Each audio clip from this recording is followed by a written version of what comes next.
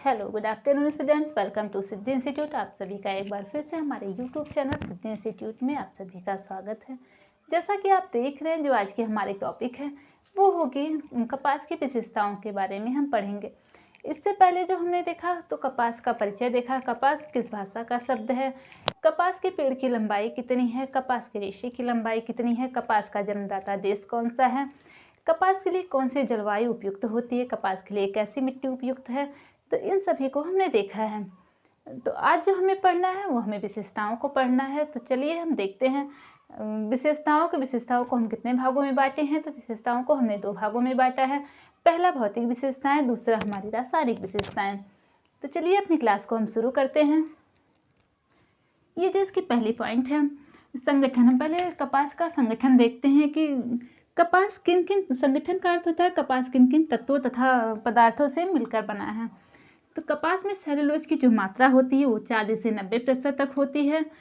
और ये किन किन पदार्थों से मिलकर बना है, तो इसमें कपास के एक अणु में 6 अणु कार्बन के, 10 अणु हाइड्रोजन के तथा 5 अणु ऑक्सीजन के होते हैं। इसका जो सूत्र है C6H10O5 है। इसमें जो है जल की कितनी मात्रा होती है, तो कपास में जल की मात्रा जो होती है 5 से 8% तक होती है। बाकी शेष सभी क्या होती है, तो उसमें अशुद्धियाँ पाई जाती हैं। अगर व्यास की बात करें तो इस कपास का जो व्यास होता है ये कितना होता है, तो 16 से 20 माइक्रोन होता है। अगर हम इसकी आंतरिक संरचना को देखें तो इसकी जो आंतरिक संरचना होती है माइक्रोस्कोप से देखने पर इसकी जो आंतरिक संरचना है यह लहराते बलखाते हुए फीते के समान चपटी तथा घुमावदार है।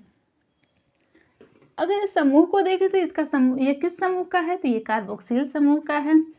कपास का ये जो रंग होता है ये कैसा होता है, तो ये क्रीम कलर तथा सफ़ेद होता है।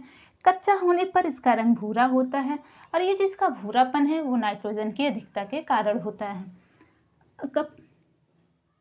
कपास का जो घनत्व है, अगर हम कपास के घनत्व की बात करें तो इसका जो घनत्व होता है 1.52 होता है। घनत्व को कभी कभी हम स्पेसिफिक ग्रेविटी भी कहते हैं। जो हमारी नेक्स्ट पॉइंट है कि कपास का ये जो गंध कैसा होता है, कपास जलने पर कैसी गंध देता है, तो कपास पीली लौ के साथ जलता है तथा जलने पर यह कागज के जलने की जैसी गंध होती है। अब जो नेक्स्ट पॉइंट है, अगर इसकी मजबूती की बात करें तो कपास जो है कपास की मजबूती को मापने के लिए हम टेनिसिटी तथा डेनियर का प्रयोग करते हैं। कपास की मजबूती 2.6 ग्राम प्रति डेनियर होती है। ये जो कपास का जो वस्त्र होता है ये गीली अवस्था में इसकी मजबूती 30% तक इसकी मजबूती बढ़ जाती है। अगर हम इसके ताप सुचालक की बात करें तो कॉटन कैसा है, तो ये ताप का सुचालक है। इसलिए इस कॉटन के वस्त्रों का उपयोग गर्मियों में लोग अधिक मात्रा में करते हैं। अब जो नेक्स्ट पॉइंट की अगर हम बात करें तो कपास जो है नमी सोखने के गुणों के कारण इसमें फफूंदी बहुत जल्दी लगती है, क्योंकि कपास है बहुत जल्दी नमी को अपने अंदर अवशोषित कर लेता है। कपास में नमी को अवशोषित करने की जो क्षमता होती है वो बहुत अधिक होती है। इसलिए कपास के जो वस्त्र होते हैं उसमें फफूंदी बहुत जल्दी लगती है। अब हम भौतिक विशेषताओं को देख लें। अब हम देखते हैं रासायनिक विशेषताओं को।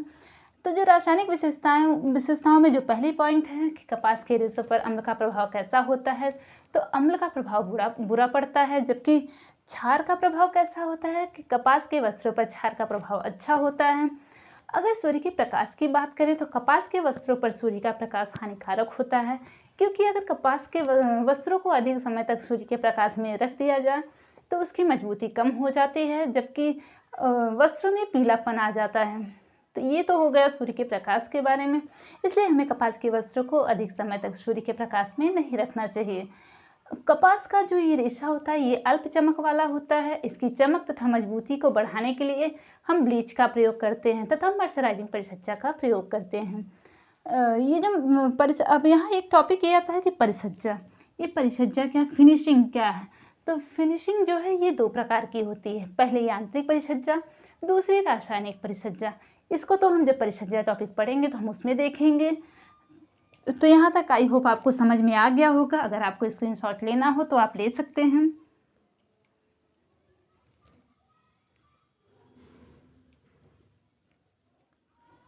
अब जो हम टॉपिक पढ़ेंगे वो हमारा मैन्युफैक्चरिंग प्रोसेस ऑफ कॉटन होगा। रेशे से वस्त्र बनाने की जो प्रक्रिया होती है हम उसको देखेंगे कि हम जो रेशे से जब वस्त्र बनाते हैं तो कौन कौन सी प्रक्रिया होती है, तो उन सभी को हम पढ़ेंगे।